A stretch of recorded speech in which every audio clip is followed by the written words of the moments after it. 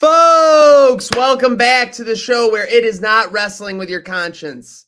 It is not wrestling with your budget. It is wrestling with emotion. And much like it has been for the last 16 to 18 months, and we hate to sound like a broken record here on the show, but a great time to be a wrestling fan. We are on the cusp of the Royal Rumble. We have big names from the Big E switching over to other companies and making some important debuts. And we have Samoa Joe last night making his first championship debut of 2024 in AEW. So let's get our panel in here. It's not sweatpants. What is sweatpants? It's not fancy pants. It's sweatpants. Joe making his return to the show. We've got, as always, Slick L Bay. I didn't know we were going with that under one, but I'll take it. We got the head of the Wrestling with Emotion table. I'm not giving you the Trainwreck Sports table. I'll acknowledge you as the Wrestling with Emotion table. Mike Partham. We got Rob Ryan, the real tribal chief. Okay.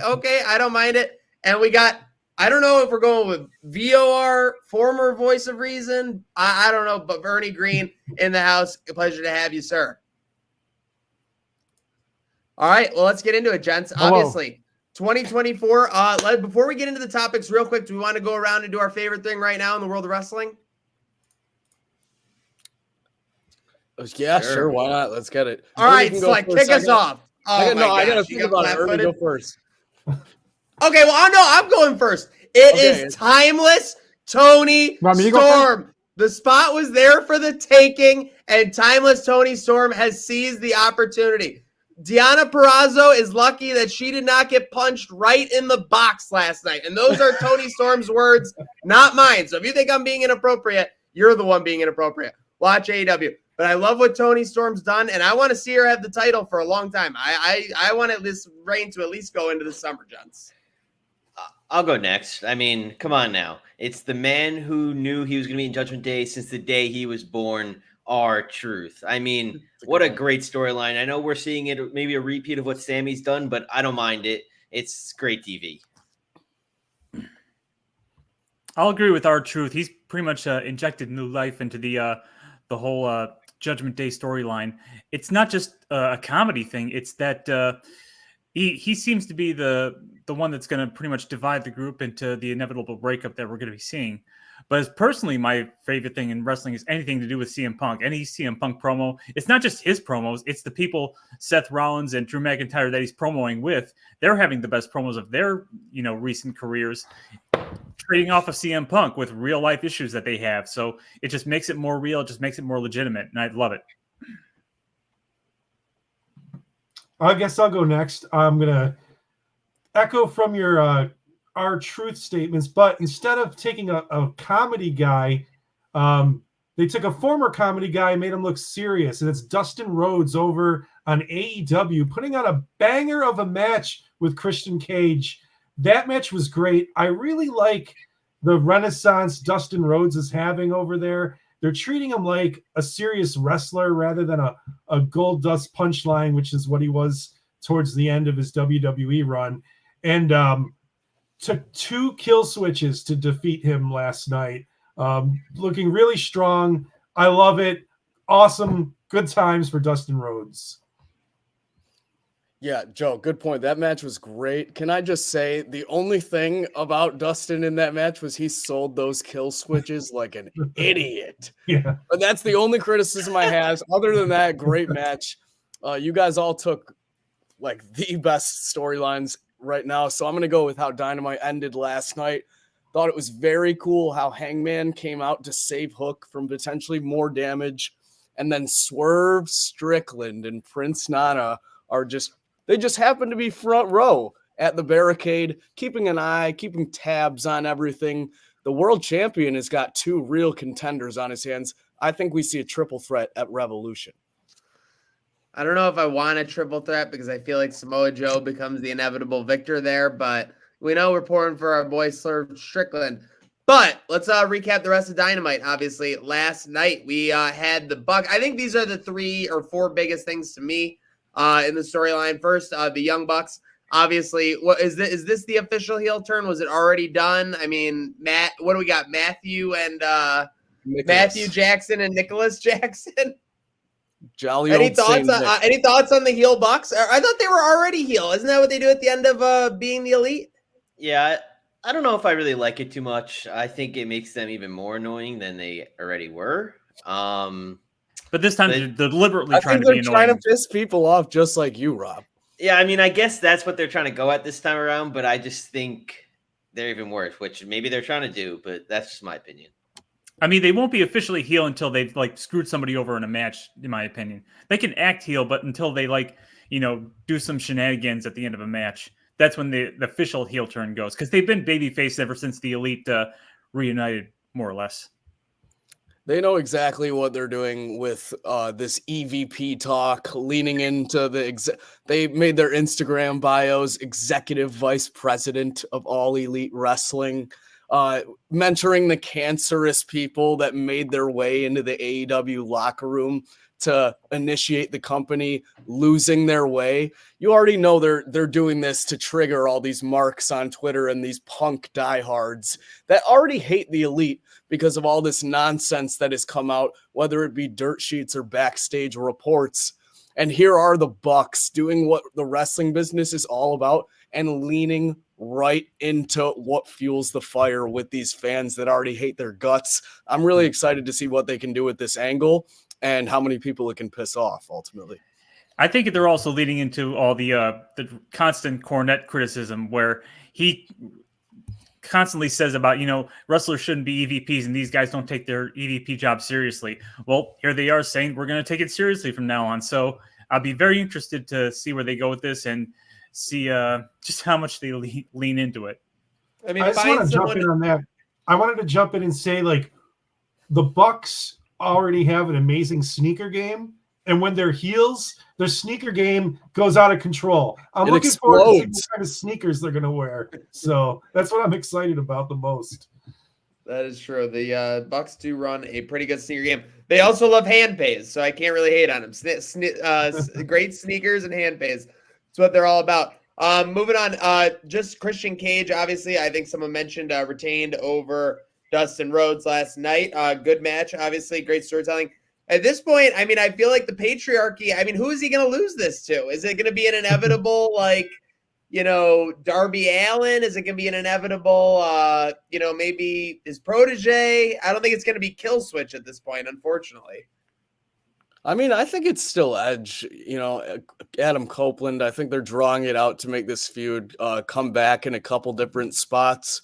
Maybe just diverting with Copeland on Collision, talking about open challenge and being, I think it was Lee Moriarty. They ended up accepting that, just a little buffer between now and the next pay-per-view to give the fans a couple of those matches. Because, I think any of us in here at the age they're at, maybe not in 10 more years, but we'll watch any time that Edge and Christian are wrestling in a wrestling ring just for nostalgic purposes, and they're two of the best to ever do it. So I think they're really going to drag that moneymaker out as long as they can, and we might see that at Revolution even. I agree. Yeah, I agree. Not much more to say. Again, I guess there really isn't anybody but Copeland when you think about it. Timeless Tony, what do you guys think on my take there that I want to see her have this title into the summer? Yeah, well, she better or she will sock you right in the box. Yeah, I'll have to watch for the shoe for sure. But I mean, I'm just saying right now, I don't feel like there's anyone who can take it from her. You don't have an imminent Mercedes like you had a month or two ago. Well, she's constantly imminent. Here comes the money. Yeah, constantly imminent. Just like, yeah. I mean, I don't know. I think she's more imminent at the Royal Rumble at this point. Yeah, I do too. We'll get to that. But yeah. I don't know. Yeah. Who knows? No one has the answer. Definitely not us. All I know is it's all about Mariah. Okay, I don't mind Mariah. She's been pretty good sidekick so far for Timeless Tony. Just to put a button on the Dynamite talk, obviously Joe Hook. A lot of people liked this match last night. I thought it was some great storytelling, some great action. I mean, the moves on the outside from Joe to Hook just looked absolutely brutal. I mean, the Muscle Buster really didn't bother me or anything that much, but the way he got thrown off the announce table, it looked like Joe maybe let him go a little bit early. He kind of went Just off the edge of the table, made it look vicious. Made it look way more brutal because it looked like he hit off like a brick wall and knocked it over. You know, most of these tables these days between WWE and AEW, half the time they're not collapsing even when you do a move right on top of it. Joe barely grazed the corner with Hook, and the whole thing just collapsed like a house of cards. The one thing I want to put a note on this real quick because it reminds me of why we liked AEW in the first place, why a lot of us, kind of veered towards there in 2020, 21 especially. Hook came out of this loss looking better as a character on AEW. You want to see more of Hook after this loss. He builds character, resiliency, obviously overcoming adversity, things like that.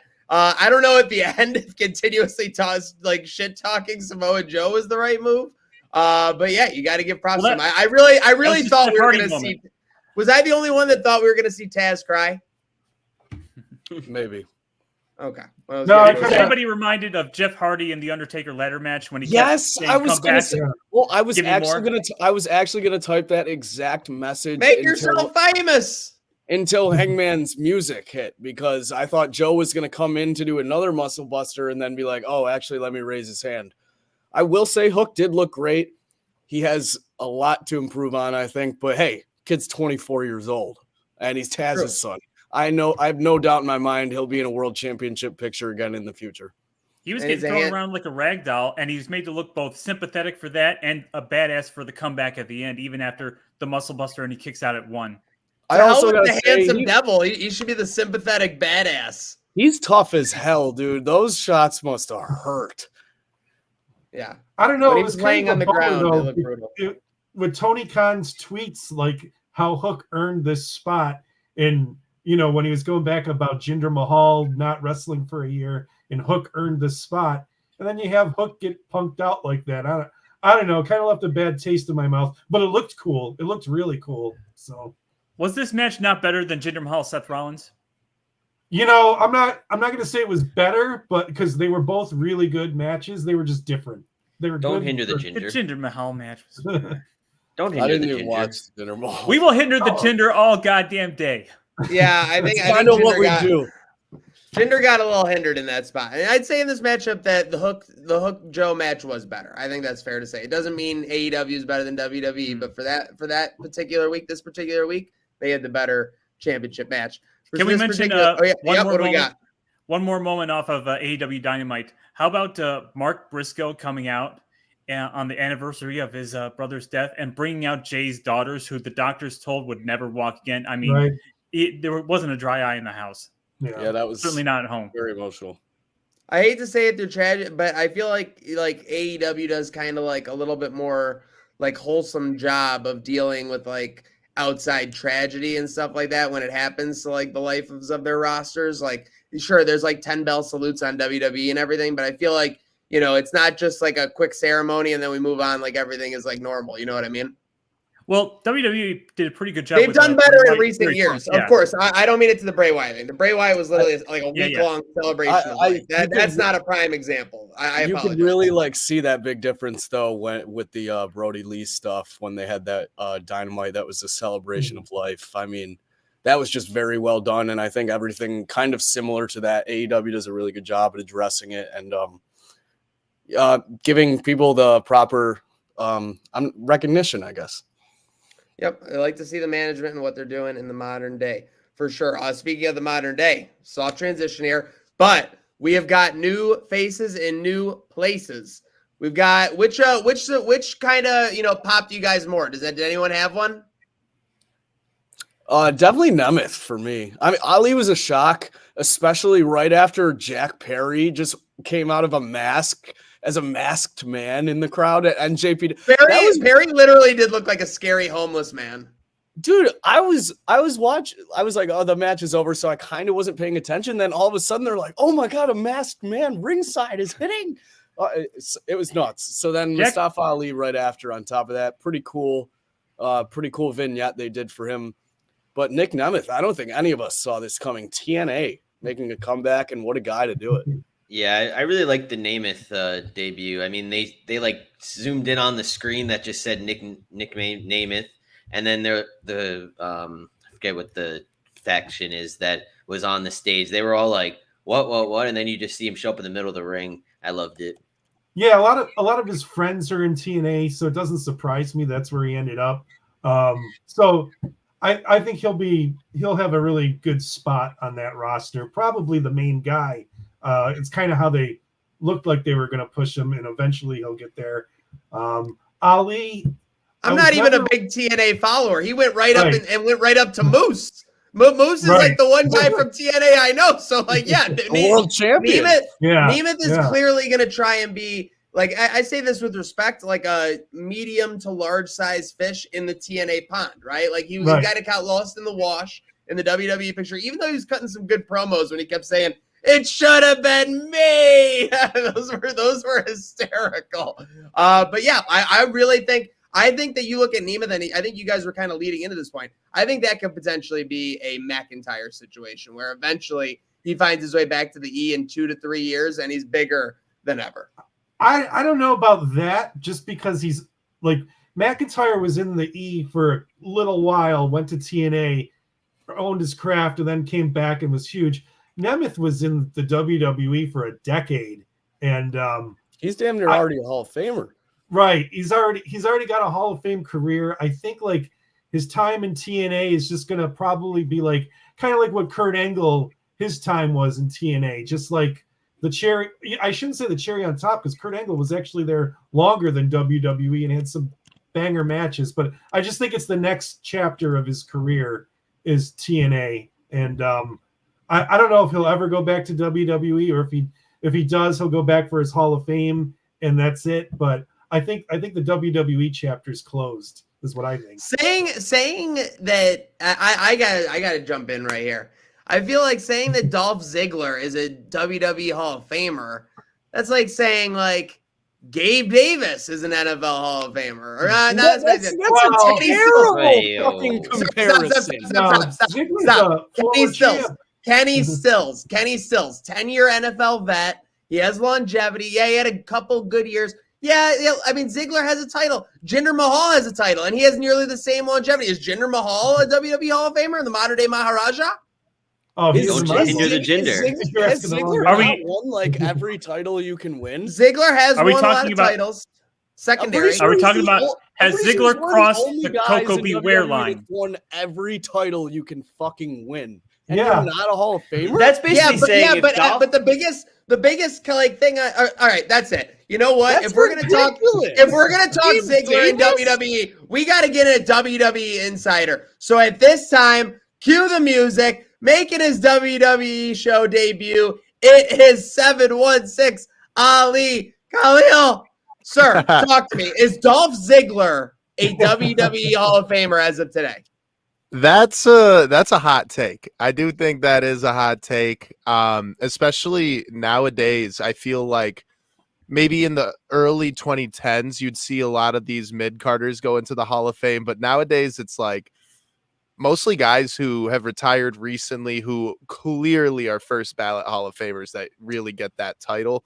And I think there's so many of those guys that it's going to be really hard for Dolph to stand out against them. Like, I just can't see him going in over even someone like The Miz. Like, I think The Miz is a first ballot Hall of Famer way before Dolph is. Give me a that's what I was going to mention. The Miz beat Prime John Cena at WrestleMania. Hell yeah, he's a Hall of Famer. That's what I was going to mention. He took Brock Lesnar to Mizzy World. Shut up, Gabe Davis. I don't want to hear it from you. Ali, is Dolph Ziggler more worthy of being a Hall of Famer? No NFL commissioner is inviting you onto the judging panel anytime soon. Shut up. It's like Coco Beware. Has Dolph Ziggler crossed the Coco Beware line of worthy Hall of Famer? Yes. But there you go. Ali brought it up. The Miz. I was going to bring him up. Is The Miz a Hall of Famer? Because he's also a Grand Slam. No, I agree with that. That's the thing. The Miz is the only 2-time Grand Slam, I'm pretty sure as well. Oh, just to be clear, Grand Slam. Just because someone made the WWE Hall of Fame in 2005 doesn't mean someone with the equivalent stats and, resume makes it in 2023. Just like in the NFL and MLB Hall of Fame. Well, and that was the point that I was making. I said, those will not see a lot of those guys. If it were early in like the 2010s, I could see it happening. But now there's just so much good talent on the roster. I could not see them sparing a spot for Dolph instead of putting some of these other guys in there. It would be like putting. I could see Chad Gable being in a very similar situation in a decade. God. Are you Chad Gable? Come I on don't- now. You're talking about if people try to compare him to Kurt Angle, he's we have to see what happens with him. But from what I could tell, he's going to get lost in the shuffle too. The only Hall of Fame Chad Gable's going into is the Alpha Academy Hall of Fame. Come on now. Exactly. You don't think he's And going into Dolph the could Hawk go into the Spirit. You He guys could know go into what the Spirit Squad Hall of Fame, but I don't know. you guys know what Dolph Ziggler is gonna say when the Miz gets inducted into the Hall of Fame before him? It should have should've been me. Great transition from Slick there. And there will be a lot of guys saying it should have been me at the Royal Rumble later this month. I checked it out because typically things are starting to form because the Rumble is not very far away. What, a week and a half here? But you're looking at it. There's only 4 matches on the card right now. Now, I get the the matches are going to be an hour long, the men's and women's Royal Rumble. But besides that, you only have the U.S. title match, Paul versus Owens, which is a great match, and then the Fatal 4-Way for the WWE Heavyweight Universal title, Reigns, Styles, LA Knight, Orton. By the way, LA Knight is kind of golden at this point by the fact that he's getting multiple matches against Reigns and he's being mentioned in that crew. He's not getting overwhelmed by Orton and Styles at all. But gents, talk to me about anyone got any thoughts going into this Rumble a week and a half away. Ali, any thoughts? Kick us off. WWE Insider. Oh, I got you. Well, first of all, we definitely are going to see something with Seth Rollins. Which if they give Drew another match and then Drew loses again, I have no idea what to do with Drew. I'm really hoping they do something crazy like a cash in. I don't know when they're trying to save that for, but they haven't even scheduled a match. So we can't even talk about that until we see who's really going to challenge him. When it comes to the Rumble, I'm just going to go off and say my go-to guy is CM Punk. I think we could all be in agreement there.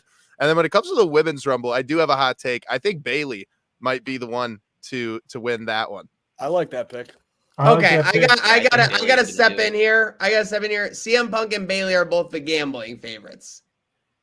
Oh, they Ali. are. So, I thought Becky Lynch you're was. big time chalk. You're big time chalk. Becky Lynch. I thought Becky at Lynch was 4-1. the favorite. We're gonna get into a game right now with Rumble talk. Let's do it. Tell me. Let's go women's first because it's probably easier. The top 10 favorites to win this Royal Rumble. Bayley being number 1 at 1-1 odds. I'm assuming Sasha Banks is on that list. Yeah, Sasha Banks is number 6 at 20-1. Bianca. Becky Lynch. Nia.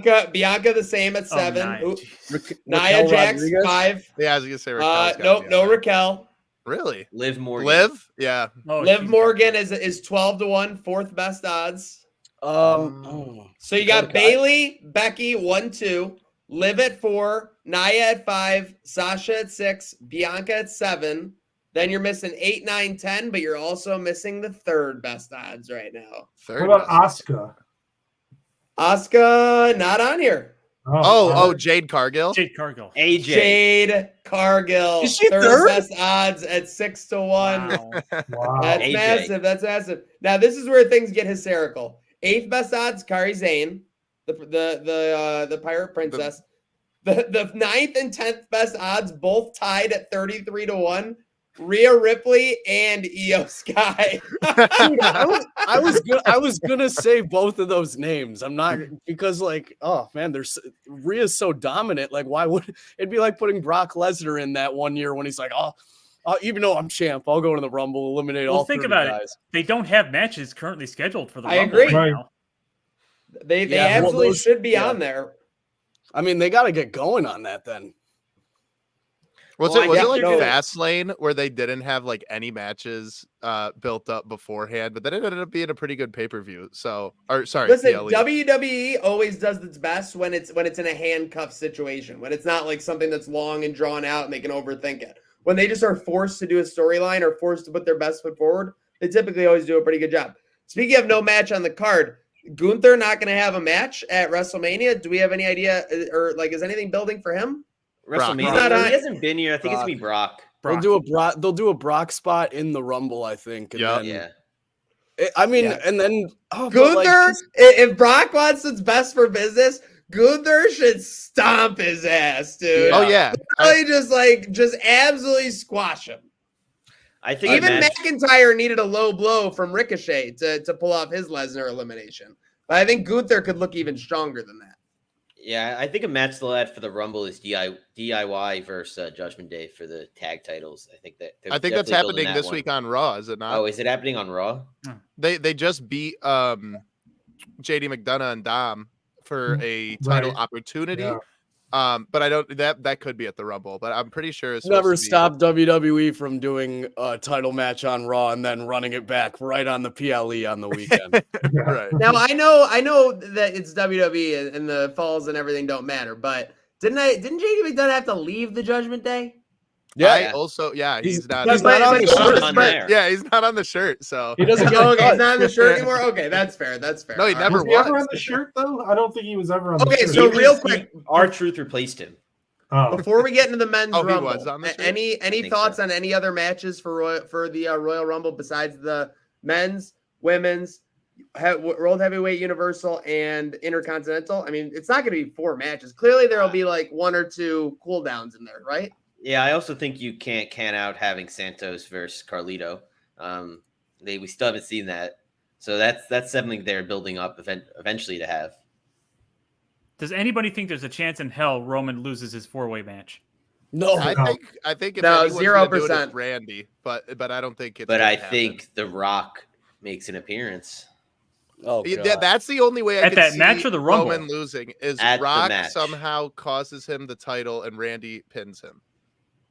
And That's then the you only do way. Randy No, versus I've heard that Cody speculation. at You Mania? cannot end Oh, a 3.5 year That's reign kinda sick. on Randy Orton on a 4-way match at a Royal Rumble. Right. They're Yeah, gonna I end his agree. title reign at WrestleMania by hook or crook.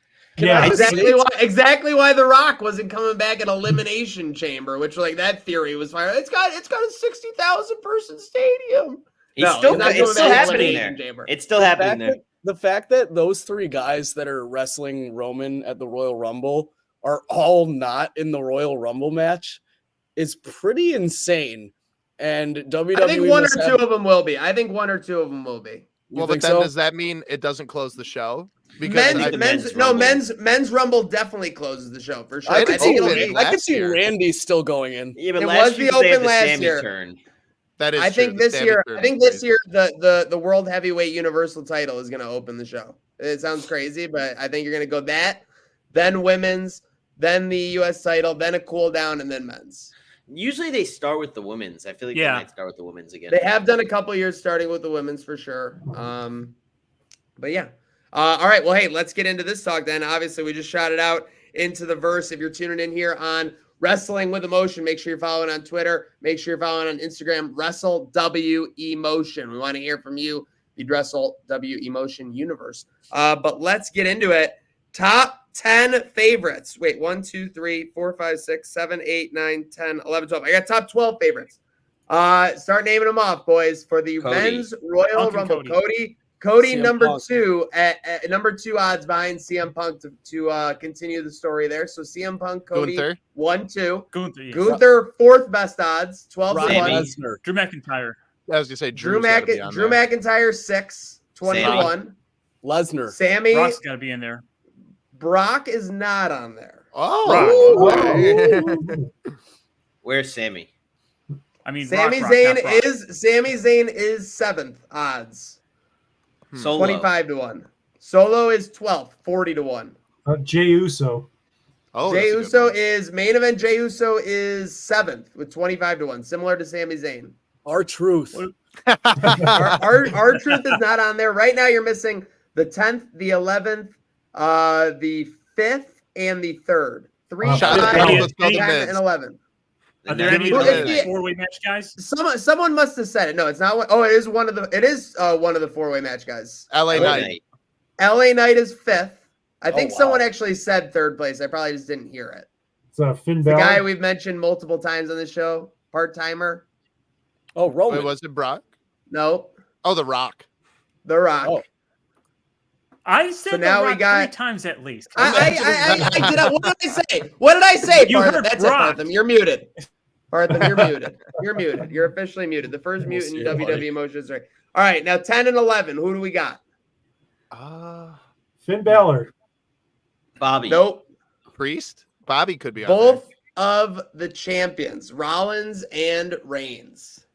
That's I don't so see dumb. neither of them are coming. Yeah, that's weird. Maybe a little odds silliness for sure, but yeah, Reigns that's via wins and then oddschecker.com. chooses himself. Yeah, I think I think yeah, I'm fit to challenge me. But CM Punk and Bailey, I hate to say it, I'm kind of with you, Ali. I like the chalk in this Royal Rumble for sure. It's either going to be kind of CM predictable. Punk or Cody, unless It's you either get the CM Punk wild or card in The Cody. Rock. And then Bailey or Becky, and that's it is going to be predictable, but then what happens inside of that is what's going to be fun. Yeah, I think it goes how we're predicting it. I think it goes Punk and Bailey, and then at Elimination Chamber, it will be Becky and Cody to win their matches to get. Has anybody heard a report? I forget where it was from, that the men's Royal Rumble winner was picked before Punk came to the WWE again, And it hasn't since. changed. yeah, my Right. ass. I heard It's that definitely report changed too. so much. Yeah. I mean, I don't know. Like WWE has put a lot of egg on my face because I thought when Cody came back, there was no way they would push him as a top guy, and they have pushed him as a top guy. So I got kind of owned there, and now I'm kind of getting owned. I don't know if I'm getting owned with CM Punk yet. They cut him off for Barmageddon on his first time. The back. only guy that you could have had locked in before Punk came back to go and win this Rumble is Cody, in my opinion. Yeah. That's why I'm sticking with my Sami Zayn prediction. He's going to win. I He's do been love kind it. of quiet lately, hasn't he been? In my opinion, We'll So come I'm back ready. to that. All the more A reason for him to scathing win. promo like last month that was really good. It was against the Judgment Day, I think. And that was awesome. Or he said like he was it Vengeance? Like he was Batman. Yeah. That was such a good promo. But yeah, There's he hasn't a lot been of good doing much. promo work recently. I Would don't it see be the too point of repetitive breaking him and for Kevin Owens up unless he's going to get a singles push. So go win the Royal Rumble. Would it be too repetitive of Cody to win the Royal Rumble 2 years in a row, even though there's been precedence for that?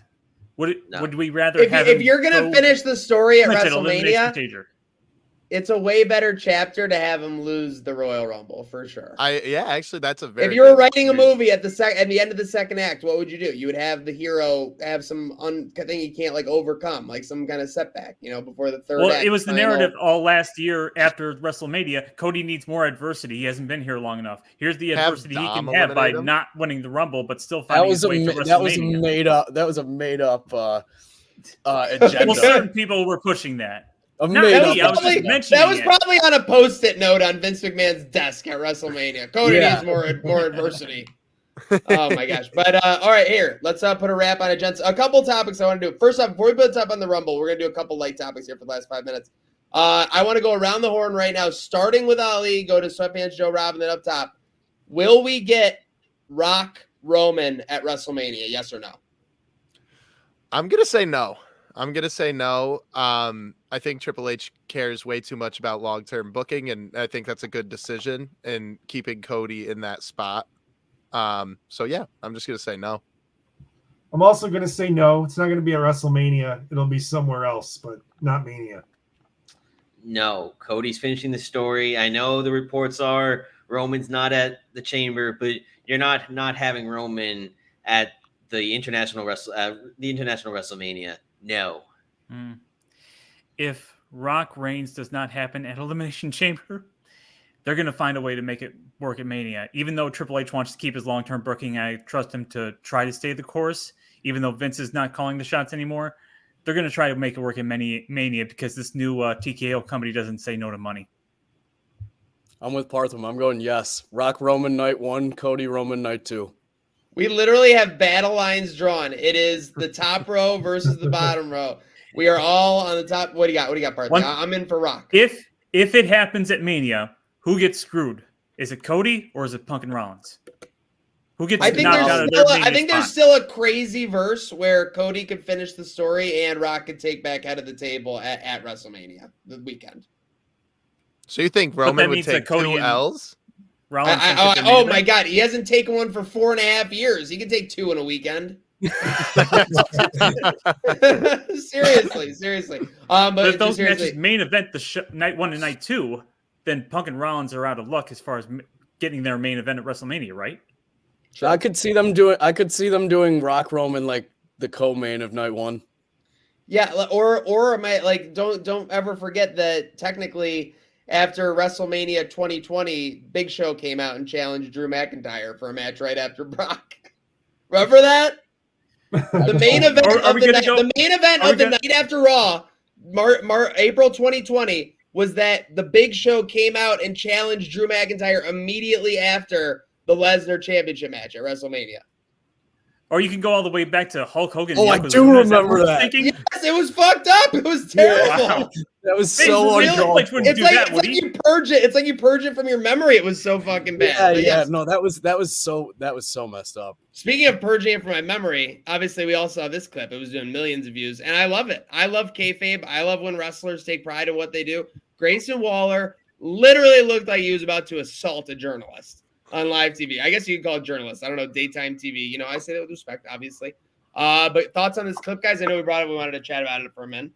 Grayson Waller's the man. I love this. Make it feel real. Don't take the disrespect. Wrestling's a hardcore business. It's hard on the body, and these guys put their lives on the line all the time. Don't take no shit from some TV host who put a suit on this morning and some like Abercrombie cologne. Fuck him. I know he's Australian, but Grayson Waller is a fucking beast, and I respect him for doing that. Lines need to be drawn, and Grayson Waller's the man. He just earned a lot of points in my book. What was with that tech guy putting up his dukes like he's scrappy dude? Let him at him, Scoob. And they played John Cena's music of all things. I know they both had to just chill there. I was like, that's so awkward. Like just John Cena's music in the background. I guess it's just like generic wrestling meme. Yeah, I think it was real because LA Knight kind of was like shocked in the back. Like you'd think if it was like kayfabe, he'd be like laughing or something, but he was like sitting there like shocked, not saying a word. So I think it might have been real. Nah, I think it was a work. I think they planned it all ahead of time, and it just came off really cheesy. So. Yeah, like I was gonna say, I love when they do this kind of stuff. Like even to this day, Santino Marella was just on a podcast talking about his 1 second Royal Rumble match. I saw that, yeah. And he's still in character talking about how he stole a piece of chicken from Kane, and Kane was mad about it. And so I just love to see that kind of stuff happening, where they kind of blur the lines, where we start to question, like, is that true? You know. The preservation of kayfabe another is David admirable. Schultz situation. Yeah, that guy hit the floor. And there would have been a suit if that had happened. But Grayson Waller and his suit knew better than to do that.